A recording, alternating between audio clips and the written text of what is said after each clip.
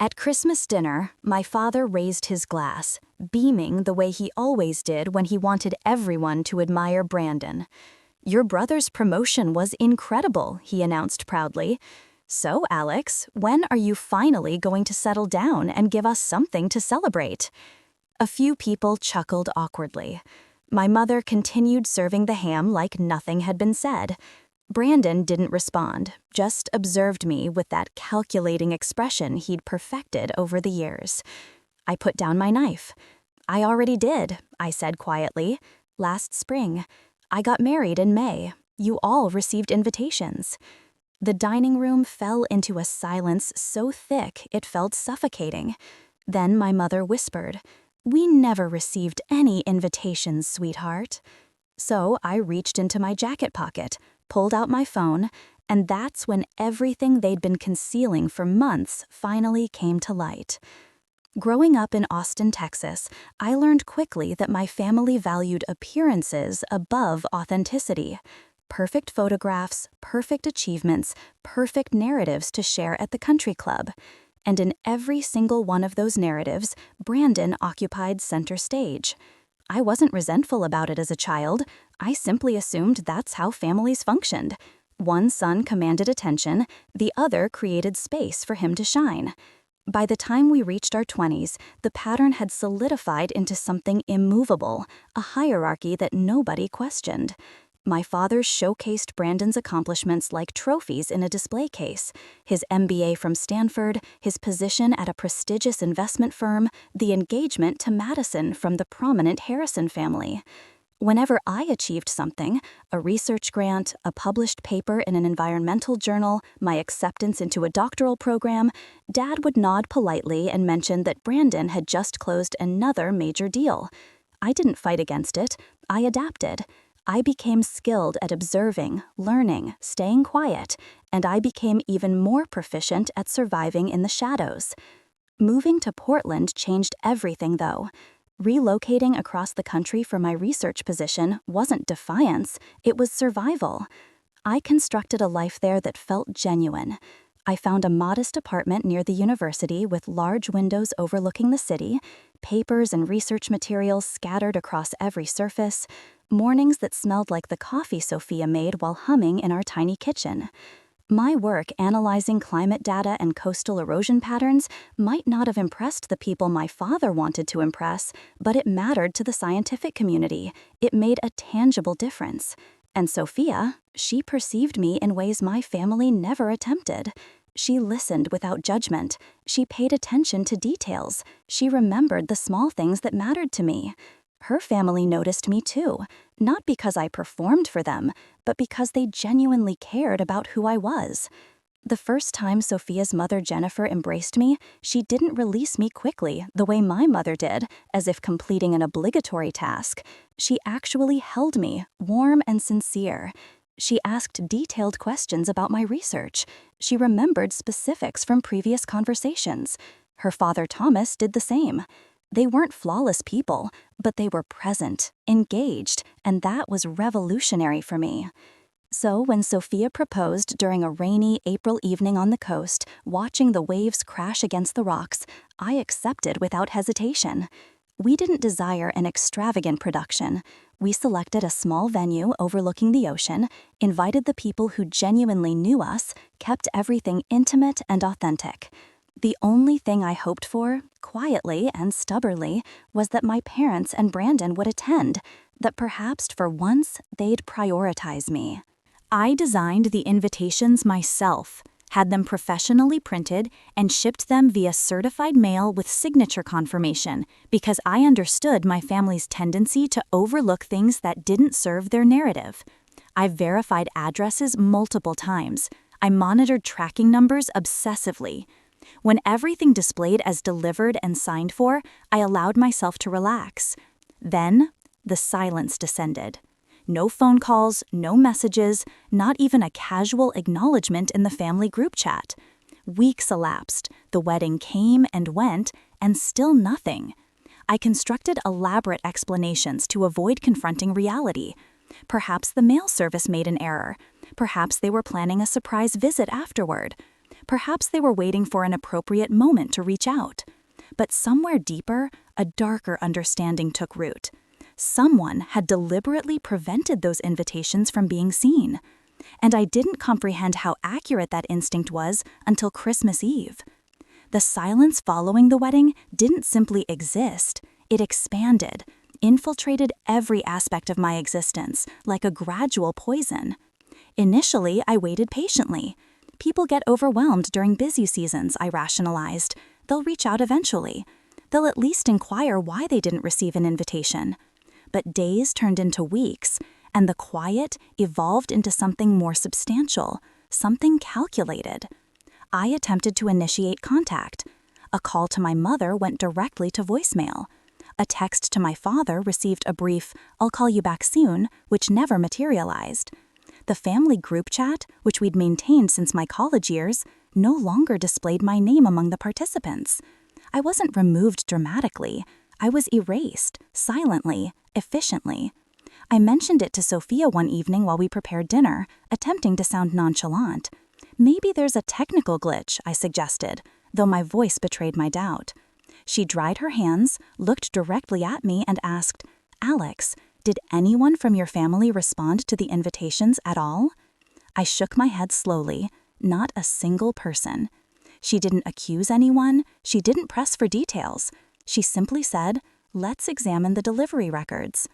She assisted me in navigating the Postal Service's tracking system, something I wouldn't have known how to access independently. And there it was, the delivery confirmation logs. 4 packages, 4 signatures, all marked as received. The timestamp was unmistakable, April 15th, exactly when I'd sent them. It wasn't an error. It wasn't forgetfulness. Someone had deliberately ensured those invitations never reached their intended recipients. The devastating part was that I already knew who was responsible. I could visualize Brandon standing in the entryway of our childhood home, sorting through mail like he controlled all information flow in that household. He had always functioned as the gatekeeper, the one Mom relied on to manage her calendar, the one Dad asked to handle important correspondence, the one who screened calls and determined what merited interrupting family time. If something passed through that residence, it passed through Brandon's scrutiny first. The more I analyzed the situation, the more the pieces aligned in a pattern that made my chest tighten with anger. He was preparing for his own elaborate December wedding. 400 guests, designer everything, custom arrangements that cost more than most people's annual salary. His entire identity revolved around being the center of attention, the successful son, the golden child. My wedding, even small and understated, had the potential to divert attention from his upcoming celebration. And Brandon never shared the spotlight gracefully. Still, I required concrete evidence. So I retrieved the tracking receipts. I'd preserved all 4 packages, my name as the sender, their Dallas address as the destination, and the signature at the bottom of each confirmation. One I recognized immediately. Brandon's distinctive, angular handwriting. I stared at those letters, felt my throat constrict. He hadn't simply forgotten. He hadn't merely misplaced them. He intercepted them deliberately. He ensured nobody in my family knew about my wedding at all. Sophia touched my shoulder gently.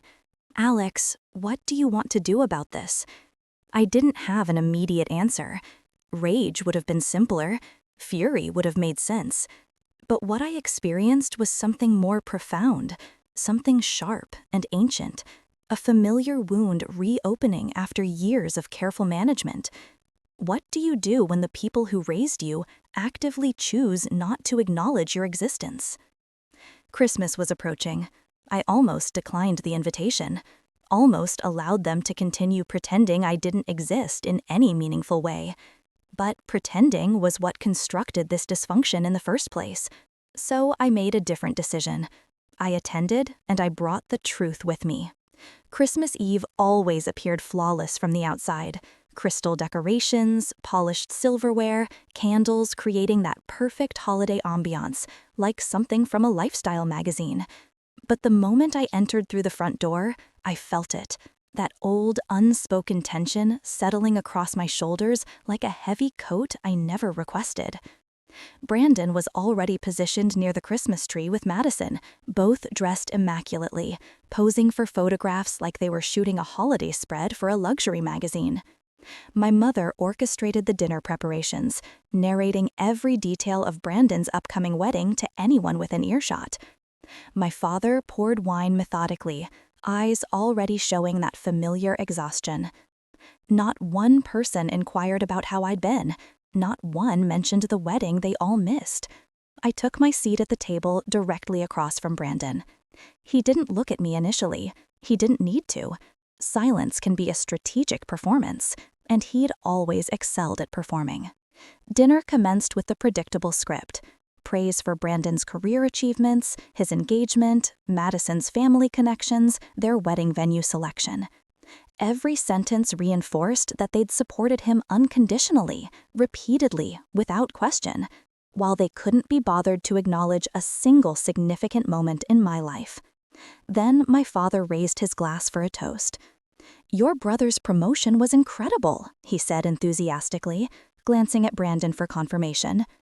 "So, Alex, when are you finally going to settle down and give us something to celebrate?" The table responded with uncomfortable laughter. Even the carving knife in my mother's hand paused mid-motion. Brandon kept his gaze fixed on his plate, too still, too calculated. That revealed everything I needed to know. For years, I would have laughed it off, allowed the barb to penetrate under my skin, pretended the pain didn't exist. But not tonight, not after everything they'd concealed. I placed my fork down deliberately. "I already did," I said, my voice steady and clear.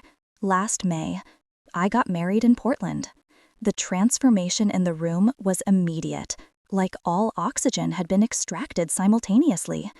I waited a moment, allowed the silence to settle, then added, "You all received invitations.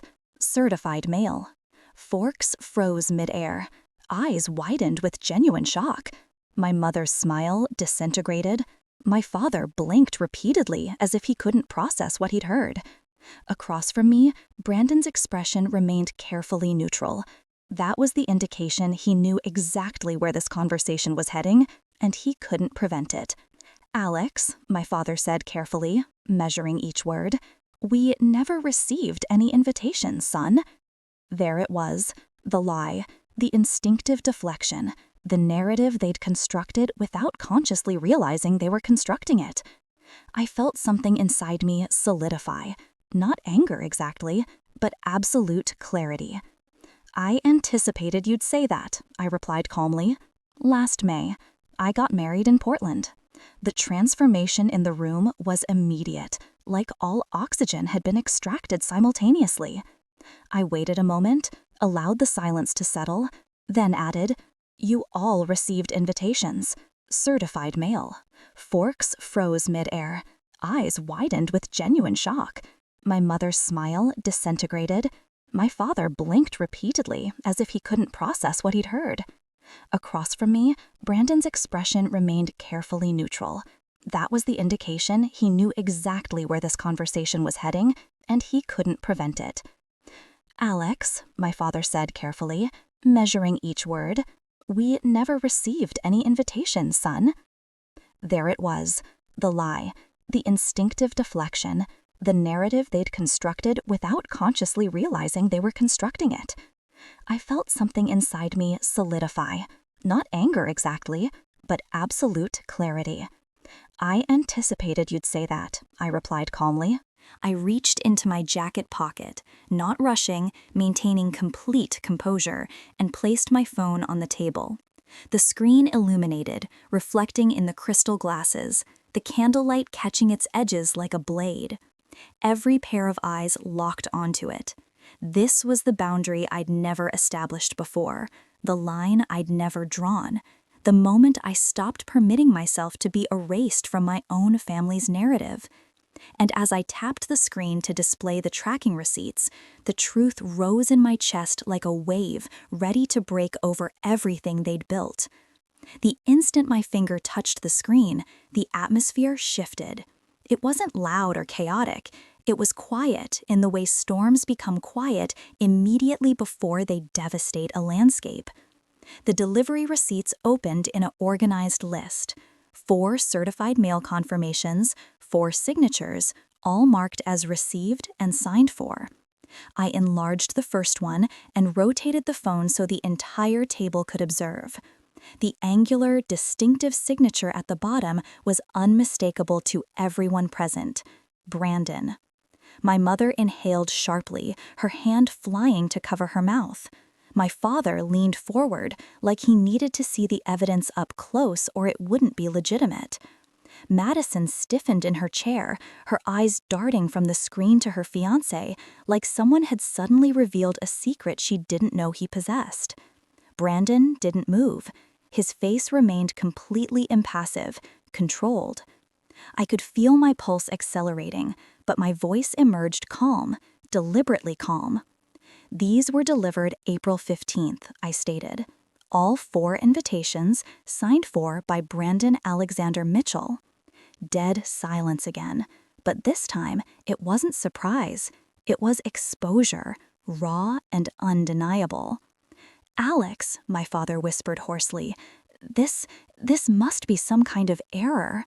"It's not an error," I said, swiping to the next screenshot. "This is the tracking log from the United States Postal Service. Certified mail with signature confirmation, all verified, all delivered to this address." I paused, then added quietly, "and all intercepted before anyone else could see them." My mother shook her head vigorously. No, that doesn't make any sense. Brandon would never do something like that." "Please," I said, gently, not harshly, just exhausted. "You keep insisting what Brandon wouldn't do, but you never examine what he actually does." That statement landed with impact. My mother froze mid-gesture. Madison finally spoke, her voice barely above a whisper. "Brandon, did you sign for these packages?" Brandon blinked, not slowly or thoughtfully, but mechanically, like he was attempting to recalibrate his response. "I don't specifically remember. I signed for mail occasionally, but I didn't see any wedding invitations." I remained silent. I'd learned years ago that silence often communicates more powerfully than any accusation, so I allowed it to permeate the space. My father, now staring intensely at Brandon, said firmly, "You didn't notice 4 packages from your brother around the time you knew he was engaged? You knew he was planning a wedding?" "It's not my responsibility to track everyone's personal mail," Brandon responded defensively, the first fracture in his carefully maintained composure, sharp enough to draw blood. It was precisely the wrong response. My mother reached toward him protectively. "Sweetheart." "No," I interrupted, my voice still controlled. "Let him speak. He's been speaking for years. Everyone else has just been too busy listening." Brandon glared at me with barely concealed hostility. "What exactly is that supposed to mean?" I didn't answer his question directly. Instead, I swiped to the final screenshot, the email activity log that Sophia had helped me access through the family account. "This," I said quietly, "is the activity log for the family email account that we all share. The wedding announcement email I sent in mid-April was opened from this household, then permanently deleted within minutes." My father's jaw tightened visibly. Who has administrative access to that account? Everyone at the table knew the answer. Everyone had always known the answer. Brandon finally broke, his composure cracking. "I didn't delete anything," he said too quickly, too defensively. I tilted my head slightly. "Then why does the log show your device ID and IP address?" His mouth opened, closed, opened again, like a fish gasping for oxygen. Maybe I clicked it accidentally. I don't know. Why are you attacking me like this? At my own family's Christmas dinner?" "I'm not attacking you," I said calmly. "I'm presenting evidence of what you did." My mother exhaled harshly, her voice rising. "Why would Brandon ever hide your invitations? Why would he sabotage your wedding? That's absolutely ridiculous." There it was, the sentence she'd been refining my entire existence, the defense mechanism she employed for every harm Brandon ever inflicted on me, intentional or otherwise. Why? I repeated, looking directly at her. Because my wedding was in May. His is scheduled for next week. I turned to face Brandon directly. Because you didn't want anyone discussing mine before yours. You didn't want any attention diverted from your perfect celebration. Brandon flinched, as if I'd physically struck him with a truth he'd been desperately trying to outrun. That's insane, Brandon hissed through clenched teeth. You always manipulate situations to make me look bad. You've always been jealous. No, I said, voice absolutely steady. You accomplished that entirely on your own. I'm just finally saying it out loud. Madison's chair scraped loudly against the floor as she stood abruptly. Brandon, is this true? Did you actually do this? He stared down at his plate, his breathing becoming irregular. Everyone always assumes Alex is so noble. He never needs anything. He never wants recognition. He just exists quietly and makes everyone feel, what? I asked softly, leaning forward slightly. Makes everyone feel what, Brandon? He shot to his feet, his voice rising. Feel guilty, feel inadequate, like he doesn't even have to try, and everyone still thinks he's so goddamn noble and selfless? Ah, there it was, the genuine confession. Not about the invitations specifically, but about every year of resentment that preceded them. I leaned back slightly in my chair. So you hid my wedding invitations because what, exactly? Because my small, quiet ceremony didn't compete with your 400-guest extravaganza with the live orchestra and ice sculpture? He stammered, but the truth was already suspended in the air between us, like smoke that couldn't be cleared. Alex, my father said desperately, his voice cracking, we didn't know. If we had known, we absolutely would have. You would have attended, I finished for him, my voice carrying decades of accumulated pain. After years of missing every milestone that mattered to me, after forgetting birthdays, after ensuring that Brandon's needs always took precedence over everything else, he closed his eyes, unable to respond. My mother's face contorted with defensive anger. You cannot place all of that on us. We did our best with both of you. No, I said firmly. You did your best for Brandon. For me, you did the absolute minimum and convinced yourselves it was equitable. Brandon sat down abruptly, his shoulders collapsing inward. Even he couldn't defend against that assessment. The weight of decades pressed into my chest, not as grief anymore, but as absolute clarity about who these people actually were. I looked at each of them individually, the people I had begged silently for years to truly see me, to acknowledge my existence as meaningful. And I finally articulated the truth I'd been avoiding my entire life. I didn't lose my family tonight, I said clearly. I just stopped pretending I ever really had one. My mother gasped audibly. Alex, don't you dare speak like that. Why not? I responded. Because it threatens the narrative you've constructed? The one where Brandon is perfect and successful, Dad is neutral and fair, you're the devoted mother, and I'm just, what? The problem child who should be grateful for whatever scraps of attention you throw my way? No one ever said you were a problem, Dad whispered, his voice breaking. You didn't need to say it explicitly, I replied. You demonstrated it repeatedly through your actions and your silence.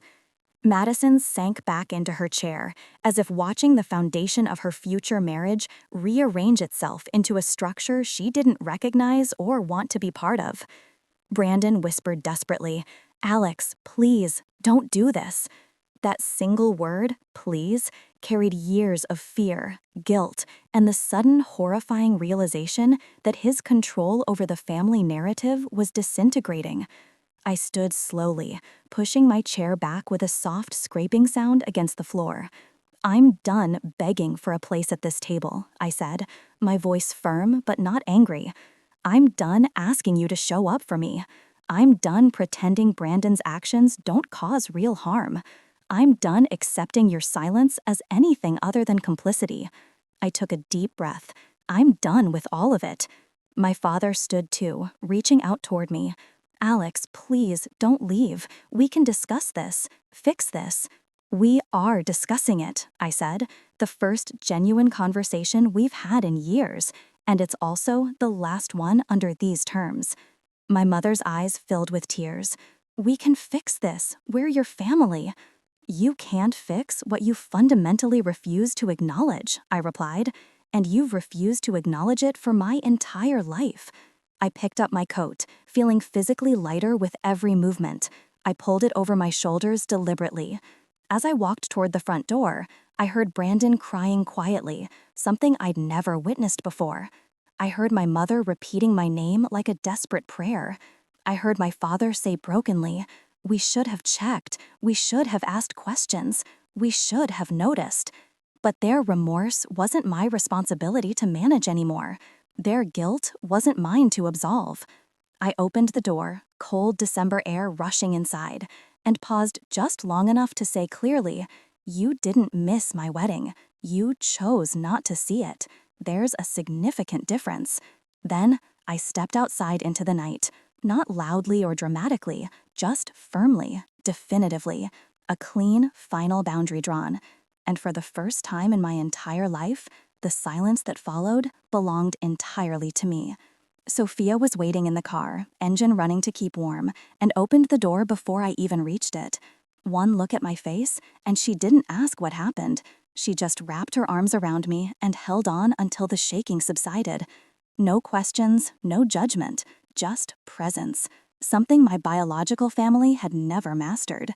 The next morning, her parents invited us over for a quiet breakfast. No ceremony, no pity, just warm food, genuine conversation, and the kind of attention that doesn't need to be earned or performed for. Jennifer squeezed my hand and said simply, "You're family here, Alex, not because you married our daughter, but because you matter as a person." A week later, Brandon sent a lengthy email. It was therapeutic in tone, carefully apologetic, admitting more than I anticipated. I read it completely. I didn't respond. My father called every few days after that, small attempts, careful steps towards something resembling reconciliation. I let him try, listened when I had the emotional capacity. Then he discovered one of my wedding invitations buried in a storage box in the garage, covered in dust, proof of everything I already knew. He mailed it to me with a handwritten note that simply said, "I'm sorry, I should have looked harder. I should have questioned." That was the closest he'd come to an apology that felt genuine, earned. My mother never reached out directly. And for the first time in my life, that absence didn't feel like a wound that needed healing. It felt like an answer, a clear one. I used to believe family was something you protected unconditionally, regardless of what it cost your own well-being. But standing in my own home now, Sophia cooking dinner while humming, laughter drifting in from friends who choose me consistently, I finally understood the truth that had eluded me for decades. Family isn't determined by who shares your DNA or your last name. It's who shows up when it matters. It's who listens without agenda. It's who stays present even when it's uncomfortable. And sometimes the bravest, most necessary thing you can do is walk away from the people who never learned how to truly hold space for you.